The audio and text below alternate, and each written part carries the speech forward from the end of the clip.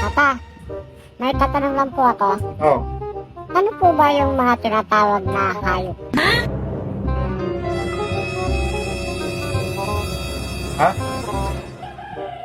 Yung ang tinatawag na mga hayop, edi halimbawa kalabaw, baka, kambing, aso, kung ano-ano pa. Maraming hayop, anak. Galing ha? Bakit ba? Ba't mo na itanong?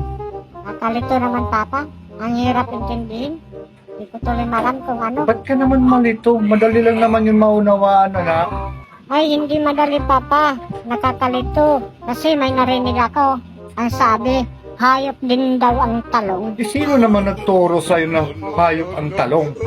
Si Mama kasi narinig ko minsan sabi niya kay Ninong doon sa kwarto ninyo.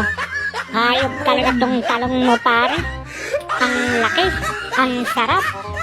Hayop sila, anak.